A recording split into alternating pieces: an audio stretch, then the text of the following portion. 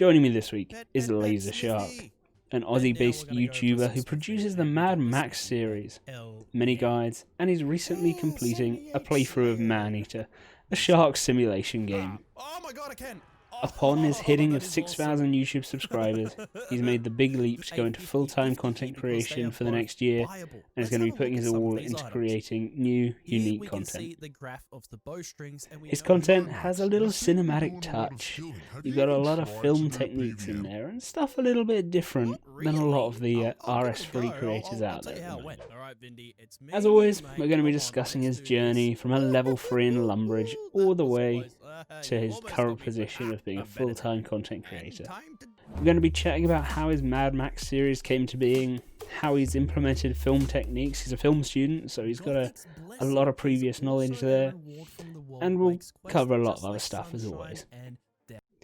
Thanks to everyone who's subscribed so far to my channel. It's been a pleasure being able to chat to this huge range of talented creators, and I'm glad that you guys have been enjoying the chats too. Now, without further ado, I hope you'll join me as I head into the mind of LaserShark. Because that'll be bad. How in the Zamorak are you not dead yet? Hello Jim, or should we say LaserShark, how are you doing? Yeah, I'm good. I go by a couple names. If anyone's been subscribed for a long time, they know me as something else and they don't let me live it down. So let's get straight into it. How did the names and stuff come around? Well, it started off as Guides RS because I started the channel way back in the beginning as just like a little video to teach some friends how to do trash runs in ED3. And I was like, oh, what am I going to call myself? And, you know, I wasn't actually thinking it would do something. So I'm just like, hey, Guides, you know, Runescape, whatever. Everyone's got that little handle at the end. So I was just like, RS. And then the channel started growing and I'm like, you know what? I can't just be RuneScape forever because I'm not going to lock my channel down to RuneScape forever. So I've got to have it something that's more accessible to a larger audience. And that's when it sort of hit me. And I'm just like, you know, I really like sharks. I love film, which you're probably going to touch on this a little bit later, but I love film. So what's a great movie that I love that has sharks? And I was like, Austin Powers. Freaking LaserShark. And I'm just like, that's it. That's how it got to be. And so here we are, name changed into LaserShark. How did that go? Because I think you switched fairly early on, so you didn't have a huge base of people, I guess, that were like suddenly thrown off when they saw a different name. Yeah, that's the reason why I did it early on as well. It's just like, I'm not big enough for it to really matter at this point if I do change the name, but I've got to lock something in that as I grow can definitely stick. And you go through this whole thing of scrolling through YouTube and making sure no one has that name, or if they do have that name, they're inactive or they're not doing anything with it. Yeah, the hunt for names. I mean, to be honest, the channel's name, RSCC Interviews, was kind of the first thing I could think of. And it describes what I do, or it did. It doesn't so much anymore with the variety of stuff, but I don't know. See, now you're going through the same transition. Who knows? 3 months from now, it might be something else. We don't know. Exactly. It could be. So it depends on, like, you enter the field of content creation and you're sort of blind when you start. You don't know where you're heading. You don't know what's going to stick. And once you find your footing, that's where you can go, aha. And that's where you can like go into a different persona, if you want to call it that as well. So let's go back to RuneScape. And how did you first start playing? Ooh, I feel old. Way back in 2005, I had a toaster as a computer, and it would run Minesweeper and this little game called RuneScape, and nothing else. So I developed a knack for this game, coming home after school and basically logging in, swinging an axe at trees for hours on end, and that's what got me hooked. I just loved the aspect of it because I could talk to my friends from school inside the game. Yeah, while actually making progression. It wasn't just chatting for chatting, it was chatting while actually feel like you're doing something, I suppose. Well, back then there was no grand exchange. So it was literally like, hey, do you have these ores? And they would say, yeah, I've got some. Do you have some logs? And you would sort of do like a trade for that sort of commodity. So that's what really appealed to me. I think that's why a lot of people really like the idea of Group Iron Man as well, because it will bring back that sort of small little group of friends playing together and their own like self-sustained economy kind of. Yeah, and then you would, I remember, again, this is so far back, but you would literally go from Lumbridge General Store and you would buy U-logs and then you would walk to Varrock and flip them for 10 GP each. And you'd sell them at West Varrock Bank. So you're making 10 GP for every log every time you walk over there. But I was the idiot who started RuneScape and I honestly didn't realize there was a bank in Lumbridge. So I used to mine one full inventory of copper and tin. I would smelt it, walk all the way to Varrock, make my daggers, walk all the way back. It's funny because back in the day it felt like such a long walk. That's something because I played like for a bit in 2007. Then I came back January last year. And I was like, wait, everything feels so close together. Even like walking rather than using the lodestones. So I don't know if that's just because of the draw distance or what, but the entire world feels smaller. I feel or if it feels frame more rate. crammed. Frame rate definitely plays a part there. It's just smoother animation, so it feels like everything's a little bit more fluid. Yeah, I guess. So, how did you actually get introduced? Did you found it yourself, or was it like a mini clip, or because that's a classic, or was it your friends that introduced it to you? No, see, in Australia, miniclip, it was there, but it wasn't big. It wasn't anything like you see in the other countries. So realistically, in Australia, it was more just talking crap in the schoolyard. Like you would hear people like, "Oh, you got pwned in Wildy yesterday," and you're like, "What's Wildy?"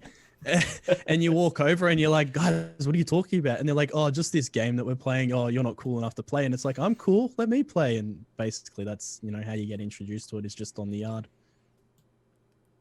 Which, coincidentally enough, those kids on the yard were the same ones who would tell you to once you got the levels, gear up in Rune and go into Wildy for the hidden treasure. So, have you got any particular memories of getting scammed in the wilderness? Yeah, there's a couple. I went out there for, I think it was just to go out there because he said that he knew a rare monster, and I was young. Wikipedia was very, nothing back then. Yep. So I was just like, oh yeah, there's this rare monster. Let's go get it and get the cool weapons or whatever. There was no. If anything, he was the monster out there, and he wasn't that cool. So yeah, that was a very quick lesson learned. I also learned not to play that stupid red or blue game with the flowers. I don't know the red or blue game. It's this stupid game that they used to play. It was a scam, but they put the flowers down on the ground and you would put a bet on to get whatever color it was. And me being a kid, I was like, oh, cool, I can win some money. And it was either red or blue. And coincidentally, they'd let you win a few times, so you bet more, and then they take everything. And you lose everything. So, but back then, we're talking, what, 5K GP? That was huge back then, for us anyway. Crazy how times have changed. Nothing has changed with Bob, though. Bob is still in his same axe shop, ripping people off day in and day out. That guy seriously needs to go to jail. The prices he charges are ridiculous. Well, according to Will Missett, he's part of a drug gang or something from one of his music videos he did. Oh, right. Yeah, so that might explain it. It's all a front. Mm. Yeah. So have you... secret tunnels to Ham. How have you done in lockdown and been stuck at home? Have you been using RuneScape to help you cope, or has it been kind of same as normal? I've been full on since I started the Mad Max series. Even before COVID happened and everything, it's just I got home after work when I was working back then, and then I went to uni to study, and I just got home every day from those two things and hit Mad Max hard. Within the first month, I had, of the 30 days in the first month, I think I had 14 days game time. So, yeah. That series, wow. People watch it, but they don't realize how long I actually put into making those, because they go, oh yeah, I haven't put out an episode in a month, and it's I've got to grind a month to get 30 seconds of footage. Yeah, that's the thing. At first, you could put them out quite quickly because there's a lot of stuff you can do without huge gaps in between. And then you reach a point where it's suddenly everything takes a bit longer, so the series has to slow down, I guess. Yeah, and with that series in particular, it's like I don't just want to upload, little increments. I want the video to mean something and continue the story that I've built inside it. So that's why it takes a lot longer there. But in terms of the whole, I guess, scope of when the pandemic started till now, it's literally just been inside every day, grinding to get this account done.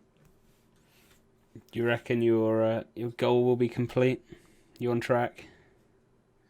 If I keep putting in the hours that I am now, yes. I get a lot of people who comment on those series and they say, I maxed an account in 4 months. I did it, blah, blah, blah. The thing that they don't realize is that I'm not trading money over from other accounts. I'm not buying microtransactions for the sake of boosting the account. Like, I'm not buying 400 keys to do this. This is literally an Iron Man that has access to the Grand Exchange. That's basically what it is. Yeah, you are a solo account effectively, apart from the trading aspect. Exactly. And I'm not using the meta methods of training as well. I go and do weird stuff all the time just for fun and to bring something different to that account as well. I mean, I guess for those watching that don't know of Mad Max, do you want to give a little intro as to what it is? Oof, that is my insanity brought to life inside RuneScape. It started off as me just making a new account because the video that I did with the 83 guide took off, and I was like, well, what else can I do? And I'm like, you know what? I haven't played RuneScape 3 from the beginning.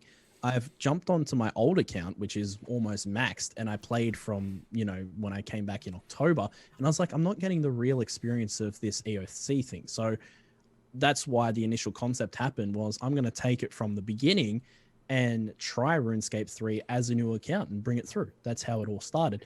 And then by episode 3, when it started to get traction, I'm like, I've got something more than just a Let's Play here or a maxed series. It's more of a story that I'm starting to build. So I introduced new characters such as the Grim Reaper, and it became more of a cinematic thing. And that's really what that series is now about. It's like the leveling is only one aspect. We're now along for Max's journey and story, which is something that you don't really see in RuneScape 3. There's a little bit of that in old school we've settled, but not really RuneScape 3. The actual sort of narrative of a series rather than just a load of leveling clips chucked together.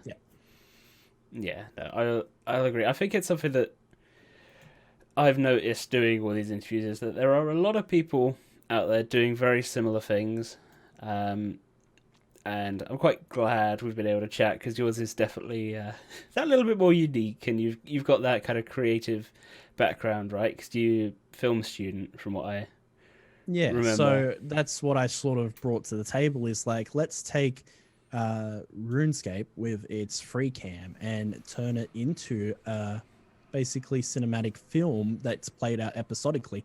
And before I'm making a Mad Max episode, I've already drafted scripts. I've already looked at camera angles. Like, there is so much that goes into this. I was talking to my clan the other day about it, and I go, if you watch Mad Max back from basically episode 12 through 3, when I started doing this, you will notice that it becomes more and more like a movie as it progresses, because I'm implementing more techniques that go into each episode. And I actually broke it down a movie with them on Discord the other day. I actually put up a scene from a movie, and I'm like, can you see these techniques that I'm using? And now they're starting to learn what I'm actually doing. And I brought up the word manipulation, and I said to them, I go, I am manipulating you, but not in a bad way, because what I'm trying to do is, with the certain words that I use, the certain angles, the certain colors, they're all designed to make you feel different ways. And this is where we go into color theory. We go into using just basic film techniques. Like, if you go and watch any film, any film you want, you can pretty much always see the bad guy being on the left of frame. That's pretty much an universal rule that no one knows. But if you're watching a movie back, you'll go, damn, Shark was right. He's on the left. He's the bad guy. And just those little things you don't know, but they're always there. And it's stuff like the person in power is generally on the right as well, right? From what I remember, because I did a bit of film stuff at college, but it's been a few years. Yeah, there's things that you can do as well with where the main character or the person in frame is looking. If the person in frame is looking towards the left of frame, that means they're looking towards darkness. They're looking towards something that's bad. Usually when someone's making a bad decision, they're looking left. When people are looking for answers and hope, they're on the left of frame looking up to the sky on the right. So there are other little things that you can see in film being played out as well. It's funny how your brain subconsciously sort of, over time, because you've seen it so many times, it has that, like, that association, I guess, with the certain feelings.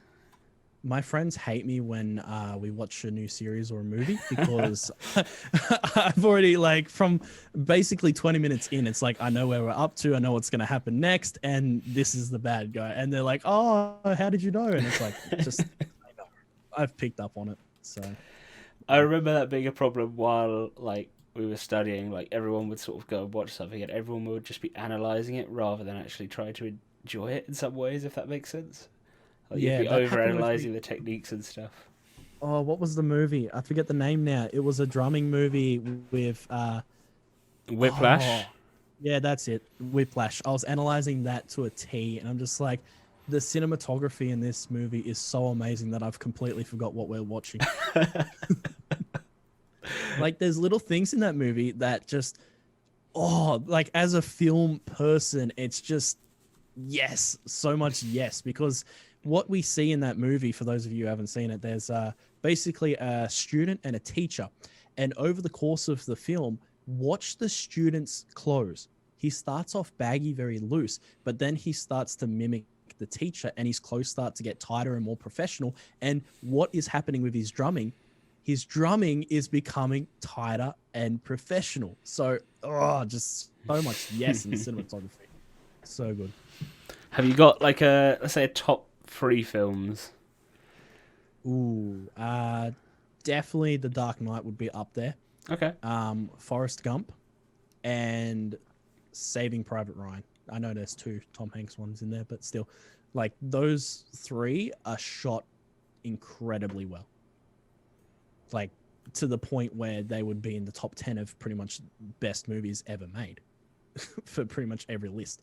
I was going to say, a for lot of different reasons. people would put, well, definitely Forrest Gump up there, and a lot of our friend group was like, we were kind of getting into film and stuff at the time Dark Knight came out, so it was kind of the perfect time for it, I suppose, for us. Well, I think the same cinematographer who did the recent Joker movie was the same one who did Whiplash, because I did notice the lighting was very similar in both those movies. That green onto orange, amber sort of contrast. Anyway, we've gone quite far away from RuneScape. Let's get back back to RuneScape with a few slightly more quick-fire questions. So, have you got a favourite NPC in game? We already know my most hated NPC, Mr. Bob. I would say Death. If you've seen Mad Max, you know that Death he's my guy. Yes, a good and a bad influence at times, I'm sure. Yeah. Apparently, we have this secret deal. Early on in that series, we started talking about Death and why he was in the series and everything. Apparently, I made some backdoor deal that every time you die in RuneScape, I get 10% of the money you pay him. That would explain not having to trade from other accounts, I suppose. Yeah, that's how I really find that account. Favorite quest? Favorite quest. I'm not much of a quester. I think I've got like 82 quest points on Mad Max, so even less, perhaps. I guess favorite quest line would be the whole Fremnik series up the top end there. I really enjoyed that. See, I haven't really done a huge amount of them. I think I've done the first couple, but definitely not fleshed them all out and completed them yet. See, the reason why I'd say they're my favorite is because they were so nostalgic for a milestone on any account back in 2005 and 7. Like, getting the Helm of Nate's Not is just goals. You know, that is the helmet to run around with. So that's why it's pretty much in there. Hated quest, if that was a question that was coming up. Oh boy, Monkey Madness. Monkey damn madness. So, before GE, again, we had Monkey Madness to get the Dragon Scimitar, and I went over to the island without anti-poison. I got poisoned, as you do, and I think back then there was no timer on how long poison lasts, so it was just you're there until you die. And I panicked. I went to the end of the island, and I'm like running around looking for some sort of cure. I think I started praying to Gothics or something because I was just freaking out. And I ended up dying, but I also lost the Grigri. And that was annoying because the Grigri, without obviously having Grand Exchange and everything, is one of the most annoying things to make, especially for a low level. I was only like combat levels 61, 2, maybe something like that in attack strength.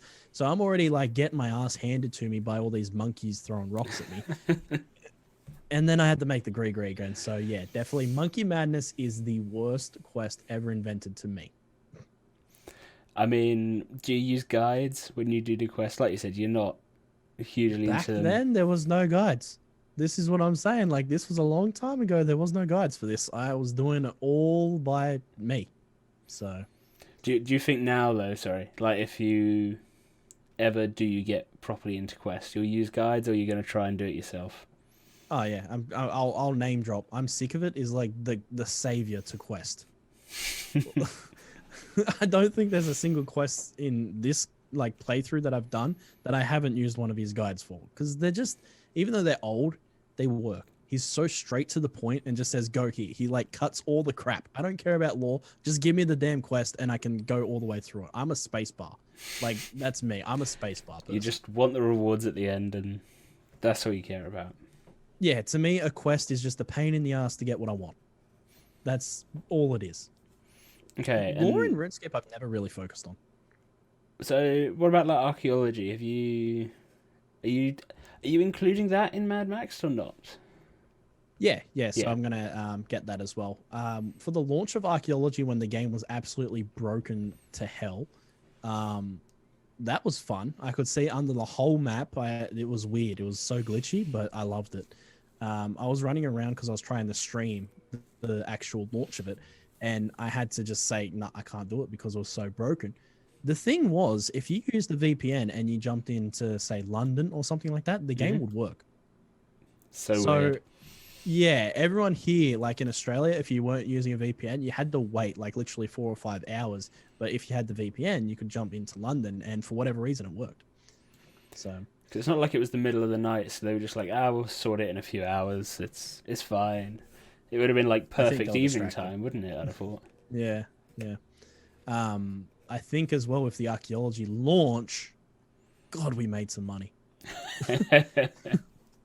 We made some absolute money. And I'm trying to educate my subscribers on the business behind RuneScape as well. You know, just sort of thinking outside the box in that regard. And the reason why that would have been expensive is because I like to call these people the whales, you know, the cash cows, the ones who are going to pay regardless of what they put in the game. Those people were who RuneScape was targeting on that launch, because they knew these people were going to buy bonds to hell and back to get 99 archaeology first. And that's why the price of materials was so high on launch, was because they knew that's what would happen. That's why the limit was there, to inflate the price, because there's so much in there, but there's also so much demand. And I was like, damn, that is such smart marketing from Jagex to do that. So yeah, same with Yak Track. That was also smart marketing. That's their season pass. It is, but it's a bit of a weird season pass, really. Very controversial, isn't it? Yeah. Like, we don't want any more microtransactions. We just want cosmetics. Oh, the cosmetics you gave me are crap. I mean, I think maybe part of the issue, a lot of these like season pass things in other games don't necessarily have like a final level, if that makes sense. Like I've got the Rocket League one, and you've got sort of a set unlocks for a certain amount of time, and then after that you've got just different colours of those unlocks. Yeah. And it just kind of keeps going forever, pretty much. Whereas this being sort of stuck to 50 tasks and then there's nothing after that, I don't think. That's kind of just it. Maybe that's part of the issue. Maybe there needs to be, like, even if it's like minor rewards, just a constant sort of flow of tasks. Yeah, but once again, this is designed to get you to buy bonds. Of course, yeah, yeah. So it's like they want you to have like one of the tasks because it was like get 1,600 summoning pouches and potions. I was like, damn, that's a lot. Like no matter what you're making in potions, that's going to be expensive. So it's like, okay, I can see why they're making it so hard, but then they make it so tedious that you just want to skip all of them with the bonds anyway. So they've got you both ways. You either buy the bond to get their ingredients, or you buy the bond to skip the task if you want the cosmetics. Yeah, because I did. Well, I'm sort of on like task 15 or something like that. I've been doing it very casually, and I've done most of them. I think I skipped one because I was maxed in both of the skills, so I just didn't feel like spending time doing a skill that wasn't really going to help me, particularly like the stuff that I use it for. Like I did the summoning one because I was running out of yak pouches, so I stocked up on them. I kind of wish we had a Yak Track in the sense of it's brand new content because I think that's what people are waiting for. They want new content.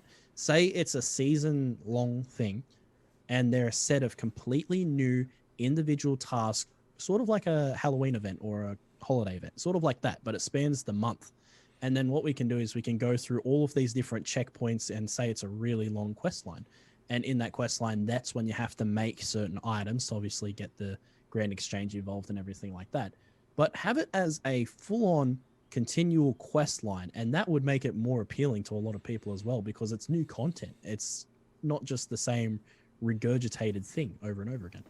I guess they did a little bit sort of like that with some of the archaeology mysteries in a way, in that it was each like site's set of mysteries is basically a quest on its own, in that it's a story that you kind of unlock, and you just unlock it through leveling archaeology. So it's kind of quests hidden inside a skill. A friend of mine, once we were on archaeology on the launch day, he was actually one of the first people to get into the Zerosian chambers right down the bottom. I forget the name of it. But when he seen the demon down the bottom, he was like, oh, that's got to be a boss. And we couldn't figure out the teleport pattern. Like, it was only him in there at this time. No one else was in there. So we're trying to figure out that random teleport pattern, but we couldn't get down there. But at that time, when we looked down and we seen that, we were, like, certain that was going to be a boss fight. And then so disappointed. We're like, come on. That's, like, awesome arena down there for, like, fighting a boss.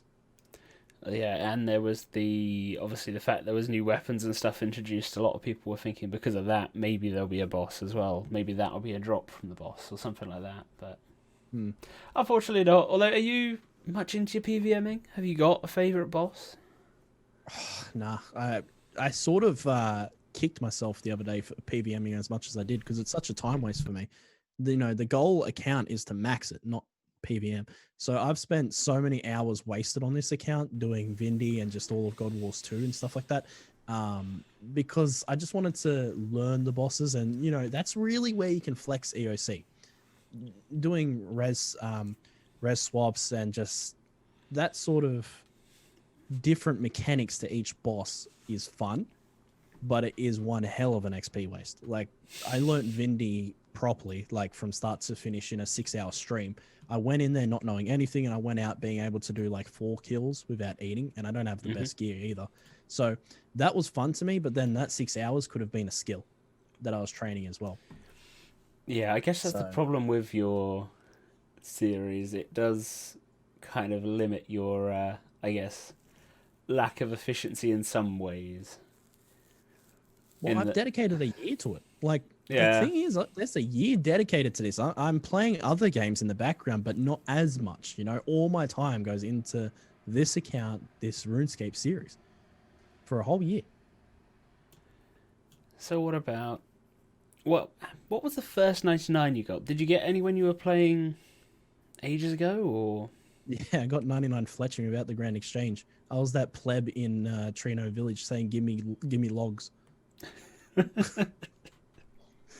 So yeah, 99 fletching back in those days was respectable because, again, you didn't buy all the logs, so plus all the bowstrings I had to make. I'm pretty sure I probably supplied some of your bowstrings then, because from what I remember, that's all I would do. I can't remember where it was. It might have been Sears Village. I'm trying to think, because Yeah, there's a flax yeah, field that's south what of it is, that. yeah. That was a good few afternoons. I remember doing that. Yep. And then I Dear used to flip the bows that I was making to all of the PKs. So there was profit involved. It was pretty good, the setup. And then obviously GE came in and just ruined everything. My little side hustle was going well until that happened. But I guess I was never one for actually PVM back in those days either. I used to just fletch and just do fishing was my favorite skill back then as well, obviously, because you get to catch sharks. Who wouldn't? So yeah, I used to just fish and fletch, and that was me back in the old days. So how many sharks have you got banked up? Because obviously Vindictor's a good drop for sharks as well. Yeah, actually, again, I sort of am smarter about that nowadays because I wait for the Yak Tracks. I wait for the double XPs before I sell these things now. I'm trying to hold on to them and just get that extra bit of cheese on top. Yep. Yes, I mean, I've recently been learning Nex, and with the tier 92 changes that were announced yesterday, suddenly Nex is now very good money, so I'm quite happy that I've learned it at a good time. Like, even more so than she was before. So Yeah, I dropped back into RuneScape 3 in 2014, and I'm thinking that's the same time like the Ascension stuff was out. So that was an interesting time to try and see that come into play. yeah, I mean, I wasn't around for, like I said, between probably 2007 and then January last year. So I've got like 12 years of stuff that I completely missed. So I've just been basically spending the last year and a bit catching up on it. And obviously for you, you've had a couple of breaks as well over the years. So how have you found, like, I guess the new content that's come out, and what's your sort of opinion on it? Because mine's a lot different than some people, I think. I haven't done safe cracking yet. I'm still working on that.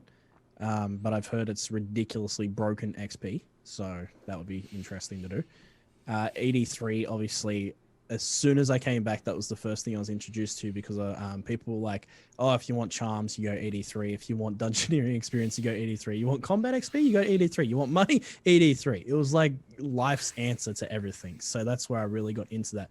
The only time I've done the dungeon so far is on story mode to unlock all of the stuff that you get from doing story mode.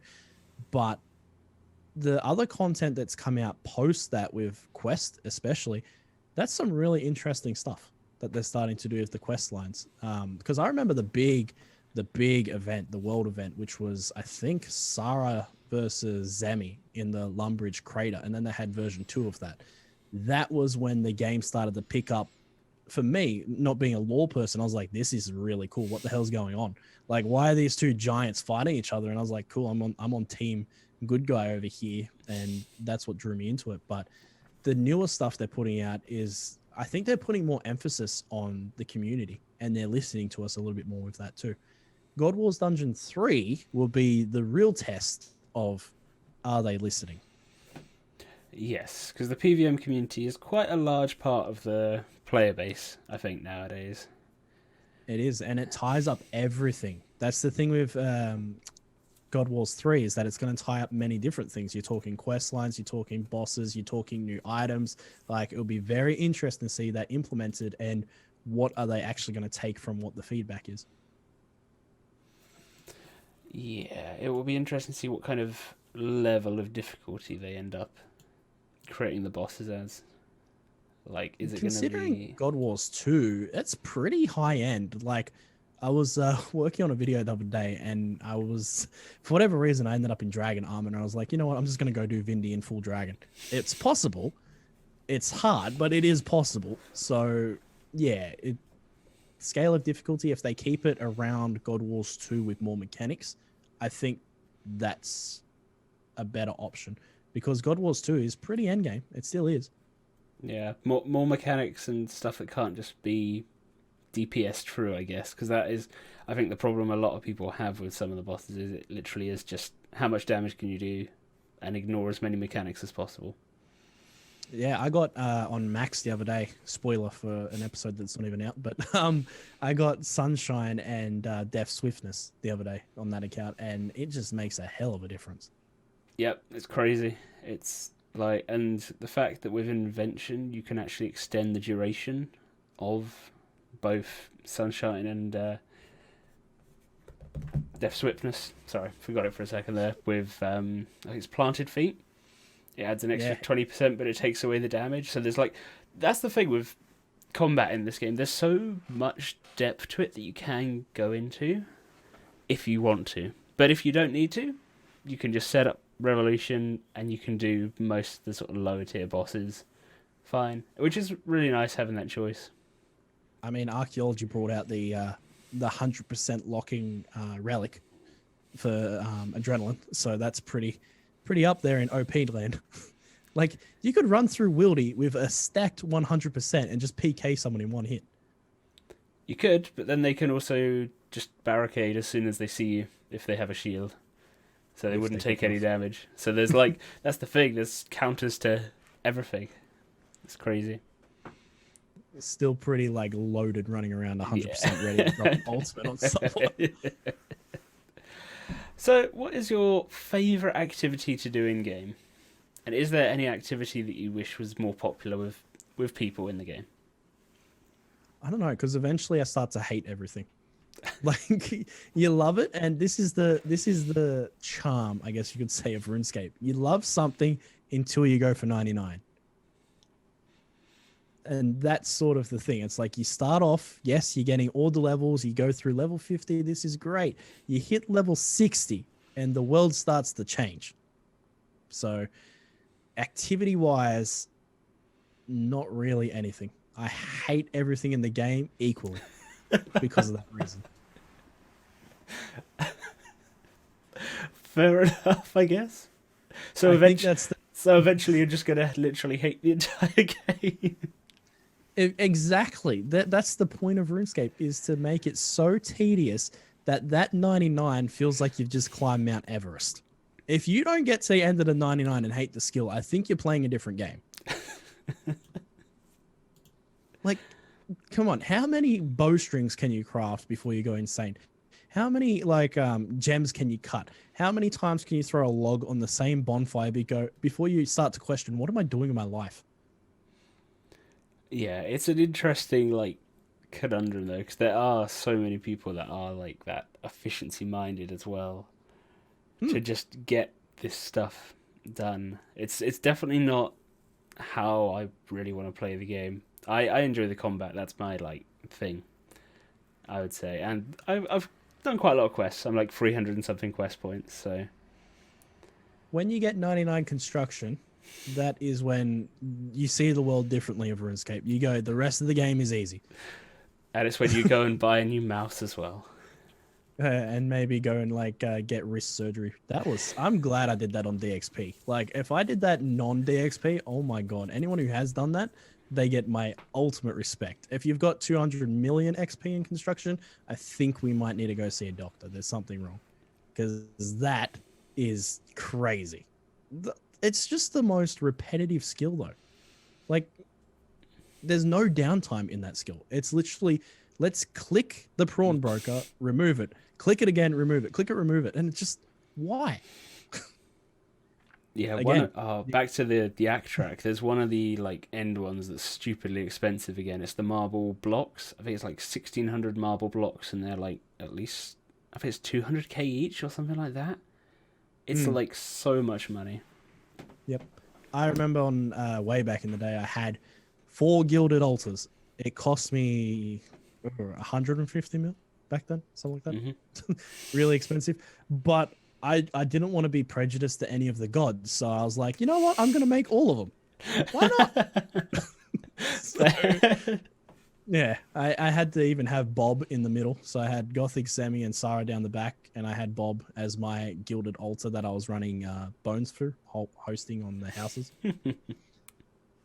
But yeah, construction is one of those skills that just needs something new. Like, yeah, it doesn't even have to be the houses. Like, I've got an idea that I'm going to make a video on how construction can be fixed. And I think by the time that video comes out, it'll put in perspective of what that skill can actually be, because there's potential in that skill. It's just stupid that we're locked to this little hub world that does nothing for us except for a Slayer dungeon and fixing our armor. Yeah, because obviously in old school it's got those few more uses because of the lack of lodestones and stuff. So, Or if you're an Iron Man, it's very useful if you're an Iron Man. But if you're a mainscaper, what? No reason. Unless you're dodging Bob's crazy prices, no reason. what is your favorite pet in the game? Humble brag. The Abyssal Hound I got on World 16 at Shattered Worlds. Wow. Yeah. Okay. Okay. Yeah. I was just like, not even. I went there to get the Abyssal Mask for Max because I was like, I'm going to get the mask and I'm going to be able to summon, well, not summon, but do Abyssal task whenever I want. Yep. And so I was just doing it casually, not even caring about the pet. And it just appeared. I was like, what? I didn't know what it was. Because again, I've come back since October. I don't know anything about Shattered Worlds or what the hell that game was. So, and my first impression was like, it's like ED3 on easy mode. And that's how I knew Shattered Worlds. Yeah, and with no rewards really at the end, apart from the XP. Unless you want an Abyssal Hound.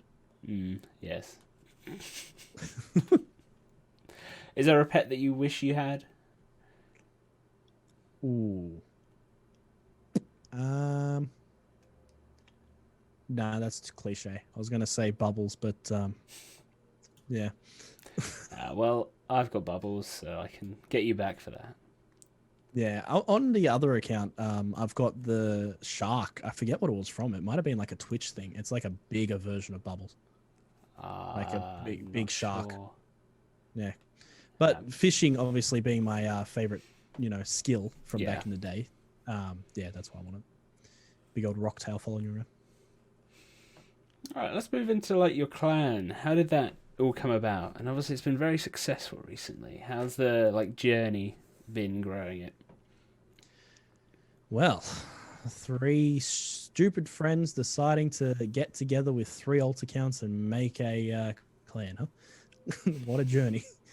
I think it was 3 of us. Yeah, it was me, Zert, Coffee, and I think just, 3 of our alt accounts, however many we needed to make the clan. Because what had happened at that time, I was in a previous clan and things just weren't working out for me there. I felt very limited in what we were doing as a clan. Not going to go into any more with that, but it then gave me the freedom to do whatever I want with this clan. And I've always wanted to be a part of T7 that I build with friends. So that came around like that. And then all of a sudden I just started growing on YouTube and more people wanted to join the clan. And it got to the point where we're full. And I'm like, how? Where did all these people come from? Like, me full, like it was made for literally 3 people to start off with and then exploded into this giant behemoth. And so last week before, I was like, you know what, let's actually see what we can do. We are not maxed. We've got like the lowest freaking total in all of the clans for a 500 anyway. Let's see if we can take over. And so we dedicated a weekend to going for the leaderboard and being number 1. So it took a lot of effort from all of us, and I can't thank the clan enough. They were mad. They were absolutely ludicrous. A member of ours called No Content literally ran 24 hours of ED3. Literally, just to get that win. And he was doing a lot of XP. he ended up getting 200 million invention XP. So that shows how much he was running. So it was very fun to do that though, because to see 500 people, whoever was online throughout the day on and off, working together for a common goal and to really make a statement, like we're going up against Iron Family, we're going up against Max Clan and everyone who has like these completely trained, if you're going to put this as a sport, they are trained athletes. We're the local guys at the local basketball court who have played on their first day, basically. And for us to come up and take a number 1 for the week as well as the day, that's pretty cool. Yeah. So what do you use the clan for? What's the what are your like main activities you do as a clan? We are teaching the newer players PVM. So we're going through bosses. We're teaching them how to do some PVM stuff. we host events with rewards like best XP over the certain day in a certain skill, reward. We're doing a new thing that we implemented, which is a new title system, which we're still implementing, but it's pretty much there. Basically, if an admin member of the clan sees a member of the clan go to do God Wars 1, if you can solo all of God Wars 1, we've got titles in the clan that are associated with that skill. If you can prove to us you can solo all of God Wars 1, you'll earn a title. If you can do God Wars 2, a new title. If you can solo next, like all of these different things that are basically distractions outside RuneScape. We're creating our own, I guess you could say, civilization inside the clan. Like, everyone's getting rewarded for different things. Everyone's doing different things. We're seeing people who I taught back in like April all these different tricks to RuneScape 3.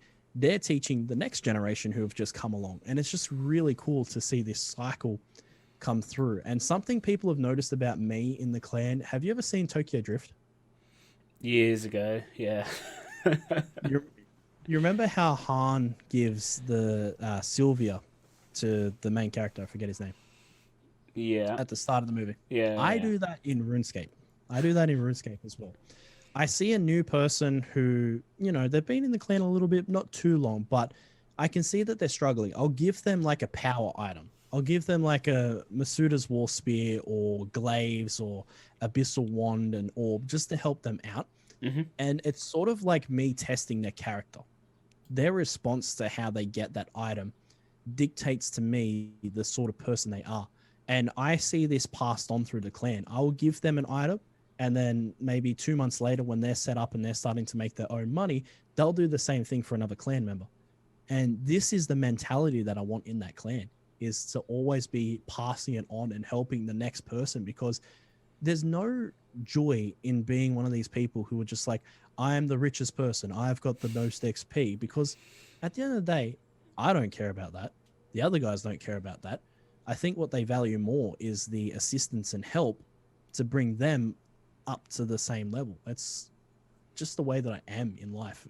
Regardless of the clan, that's just how I am, is because you're only as strong as your weakest link. And it's more fun to have someone up to your level than to leave them behind. That's just the way I see it.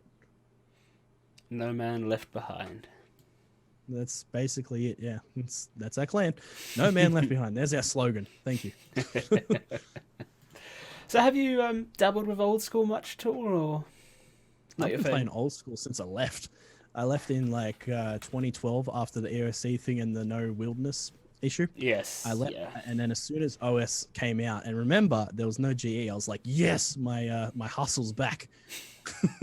So I jumped on old school and then played that, and then just through the iterations of GE added, God Wars added, and everything like that, I've always just played old school up until again October of last year, where I was like, you know what, I'm gonna try RuneScape 3 and I'm gonna give it a real solid go, because EOC was the thing that eluded me, because again, back then in those days, I never had a good PC. I never had a computer that was able to keep up with like the mechanics.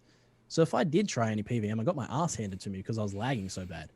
So now that I have this ability to actually try it with new technology, a new face, a refreshed look at the game, that's why it led me to going back. But up until then, I've been playing old school because it was familiar.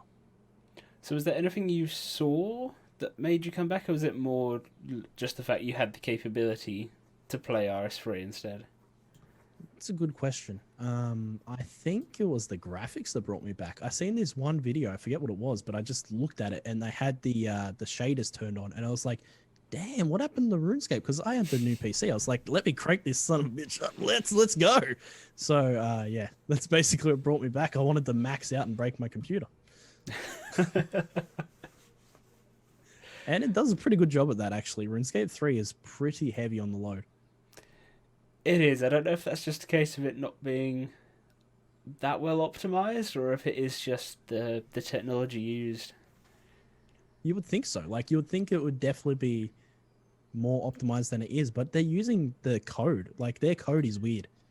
So yeah, it's some unique, like, engine literally that only works for RS. So that could be the issue. Yeah, although they've got it working on mobile devices now, so They I don't did, know. but I think mobile is where they're going to head, to be honest. Like, mobile player base, everyone has, a phone, pretty much. Everyone in today's society has a phone. No, you just did the Diablo thing. So it seems like that's Sorry. where they're you know the Blizzard announcement, right? Oh, yeah. You just did that. Didn't even realize. Everyone has a phone. You all have phones, right? That's the mentality. I think RuneScape's heading in that direction. They're going to target mobile more than anything else because it's a larger audience for them. But if you think about it, RuneScape as a game, minus PVM, don't worry about PVM, but the rest of it is very mobile friendly.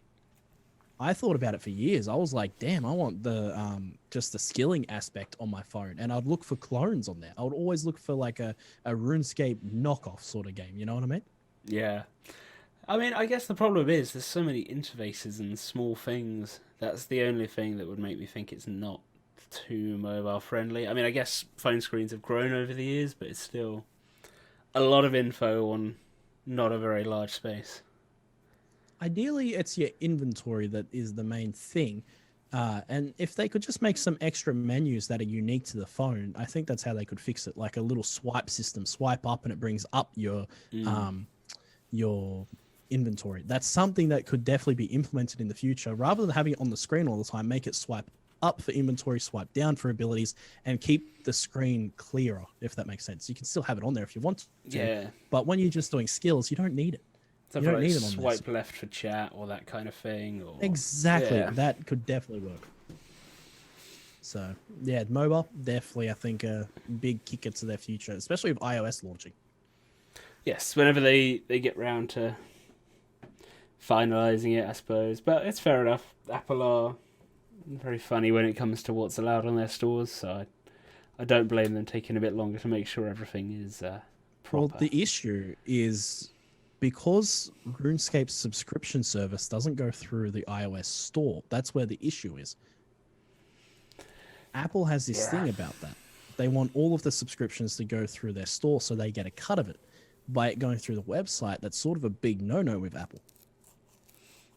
Yeah, that's a problem that can't really be fixed unless you get rid of the desktop version of the game or have a separate version for iOS. So yourself being now Twitch, right? How do you feel about the whole music thing? Did you ever dabble into playing music?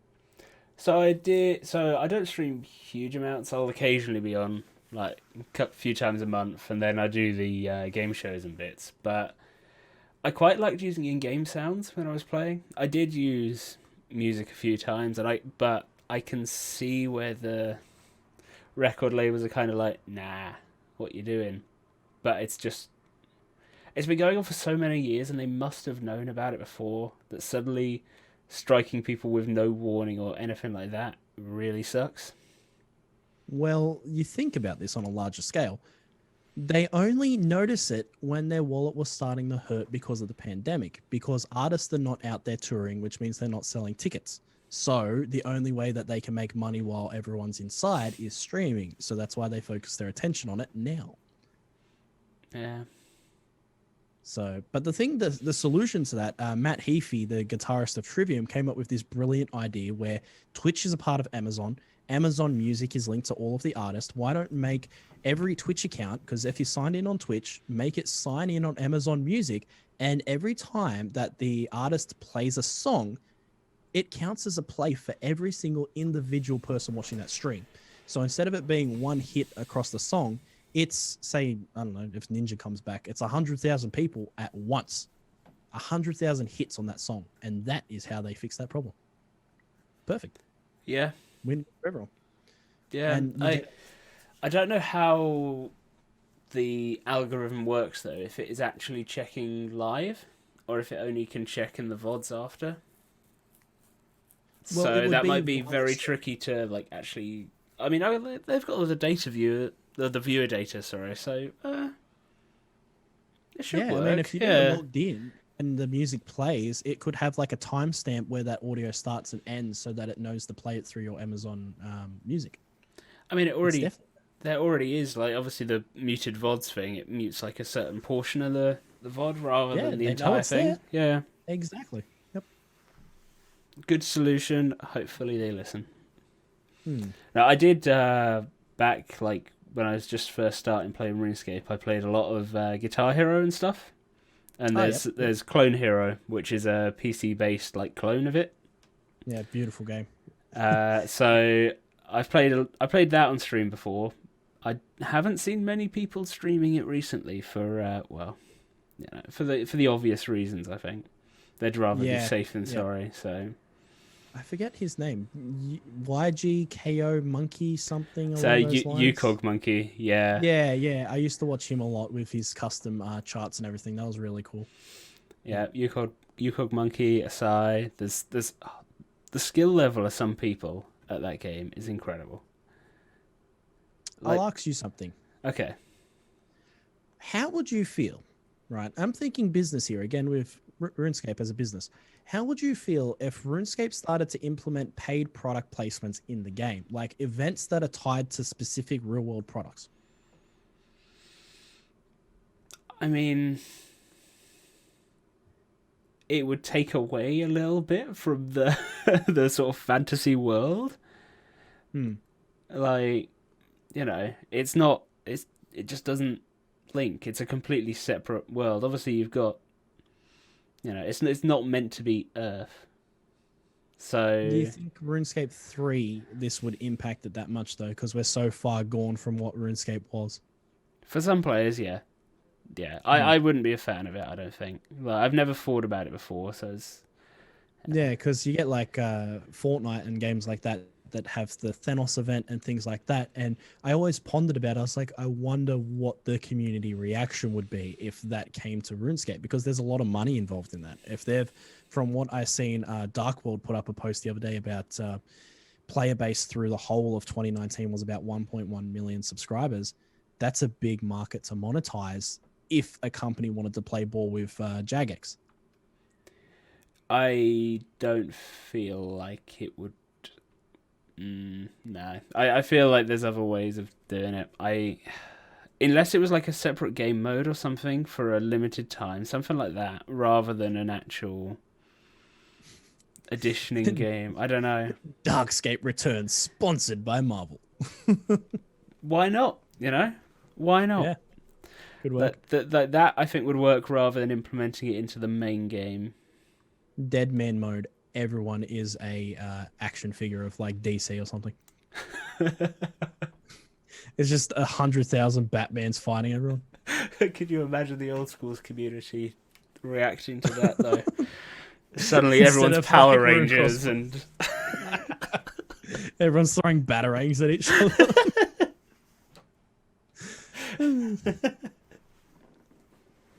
Yeah, I'm not saying it wouldn't work, but yeah. So they've Jagex have obviously been advertising for a while about their unreleased games and bits. What do you reckon they're doing?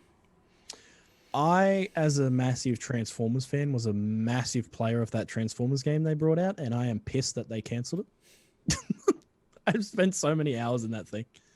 It was so dumb and just not even like a proper functioning game at that point, but I loved it.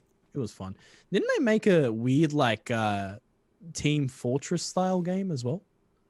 Way back in the day on Steam? I don't know. If they did, I've never heard of it. Because obviously they did I never played it, but yeah. They've done the card game, they did all the Fun Orb games and stuff like that. See, there was always this big debate back in the day between RuneScape and another game, Adventure Quest. So people always used to toddle between those two, and that was like the fantasy MMO games. I think I remember Adventure Quest. Was that 2D? Yeah, it was the 2D one. Yeah. Yeah, yep. And Dragon Fable, I think, was another one.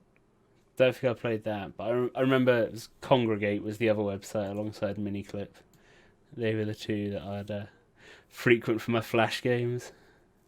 You would make friends on RuneScape, I remember this, and then you'd become friends on Habbo Hotel. Oh God. Yeah.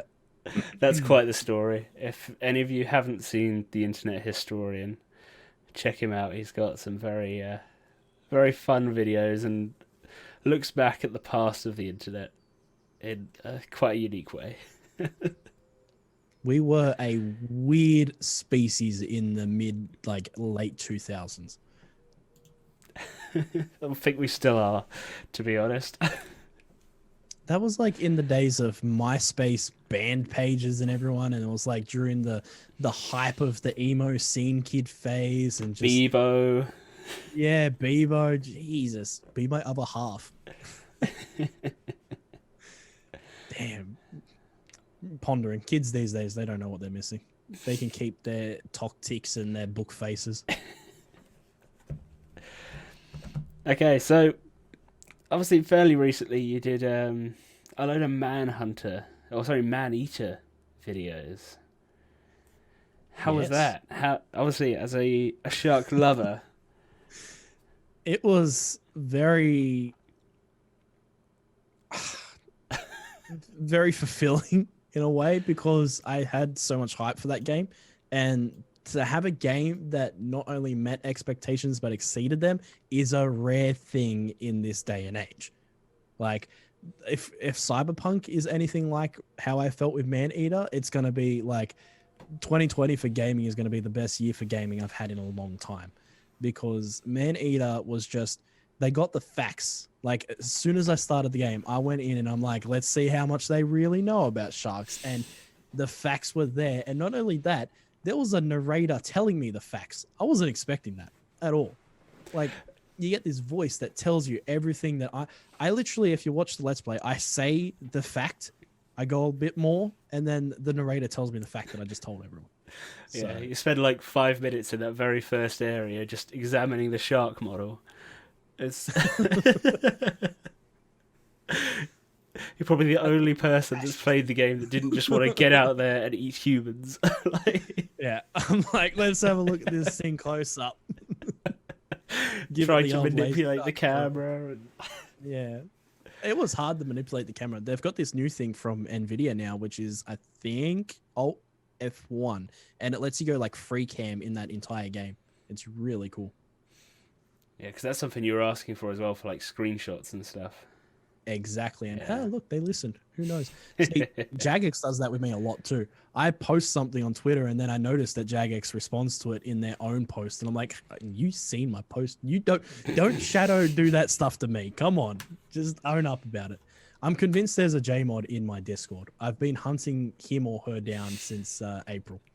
I know that there's things that I've said in my Discord that seem to pop up on the RuneScape website, and it's just like, I've been tracking when those things happen, and it leads me to the start of April. So I've got to go through a list of people, and I'll find you. If you're watching this and listening to this, I will find you. Oh dear. They just knew what I was up to before I even mentioned anything on any other social. And the only place that I mentioned it was in the Discord, so I'm on to you. The true conspiracy behind Jagex. They hide in Discord. They do. So, have you got any other games you're thinking you're going to cover soon? I've got to finish the Maneater Let's Play, but I'm really hyped for Cyberpunk. I know that's going to be the big game, and it's like, I can only play games that aren't going to take me away from RuneScape too much while I do the Mad Max series, because I've dedicated my year to it. My 100% focus is on the Mad Max series, but I want to take like leap days throughout the week as well, where I can focus on another game, but I don't want it to be like week in, week out, the same grind as Max. I want it to be shorter games, if that makes sense.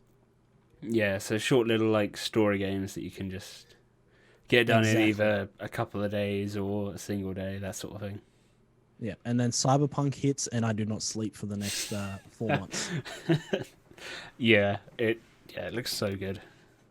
Yeah, that's the thing with moving into the future is sort of RuneScape 3 is such an awesome community that we have now. It's tiny, it's very tiny community, but The people who are there are very genuine and they're very, eager to learn things. And I feel like that's where I found my niche is I'm the guy who's going to teach, as I said before, with the whole passing down the war spear or whatever. I'm giving back to the community my knowledge of, from 2005 till now. I'm giving back everything I learned. They might not be the meta way of doing things because I don't like to just read a guide and just, repeat it as verbatim as if I made the guide. I want everything to come from the heart. So there's definitely mistakes here and there in my guides, but that's what makes them genuine. And that's what makes them relatable is because they're me. They're coming from me, not just a piece of paper. So that's definitely where I want to head with my RuneScape career in YouTube, but it's not all that I want to do with YouTube, if that makes sense. Yeah, it's a nice base, and it's something that will always be there, but maybe not necessarily be the main focus. Do you reckon? It depends how I feel. Like, you can't play RuneScape for a year the way that I am and not get burnt out. Like, that's just crazy. I did see Micro's video on it, how he doesn't say that he gets burnt out, but he isn't in the same situation as me. He's got whatever he wants to do on the game. I am locked into doing a max account. That's the thing. I am limited in where I can go in the game, and my time has to be efficient to obviously get the series done. That's what leads to me being burnt out.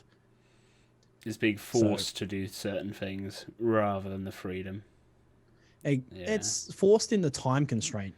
I would enjoy it a little bit more if I had more time. But that being said, I couldn't mentally keep making Mad Max for the next 3 years. I don't want to milk the series. I want the series to be the best series that I can possibly put on RuneScape 3, like in general.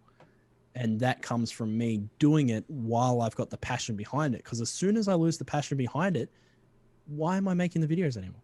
Like, I'm not going to be that person who's just out there to grab cash from the RuneScape community. If I enjoy the videos, I'll make the videos. But that's why I don't put them out week in and week out, is because I don't feel that that video is up to my standard. I could make videos every day. It's just 10 hours of me doing the same thing. But it's not my quality level. That's not what I want to put out there. It's the standard you set for yourself, yeah.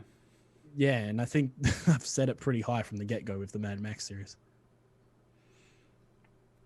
I just had a point and I've completely forgotten it.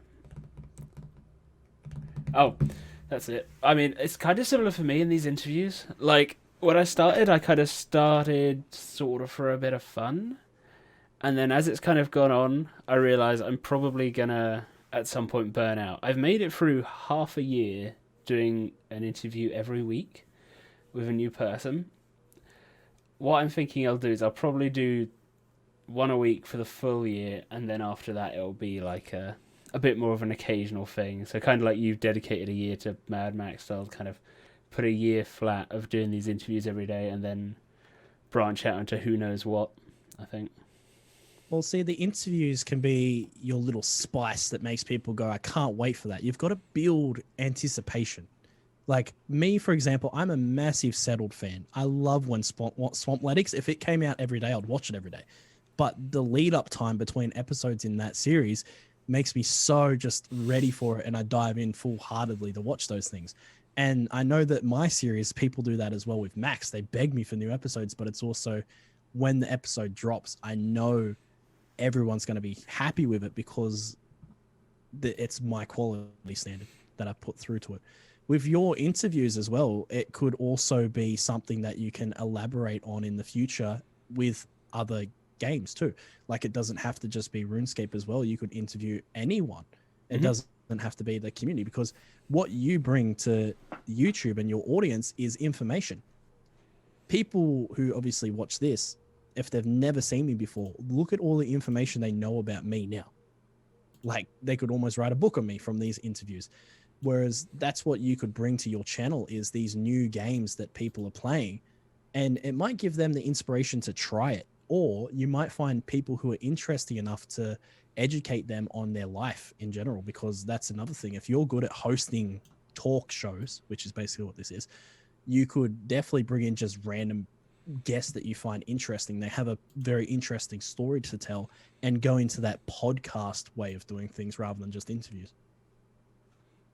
I've definitely looked into like the whole podcast aspect, and obviously I'll probably start by bringing in. I might do like multiple people, so I might do like a insane final boss podcast or something where I'll have a few of the insane final bosses I've interviewed over the year or so and that kind of thing. But it'll obviously that will be a rarer thing. But yeah, branching out into other games is something I've thought about.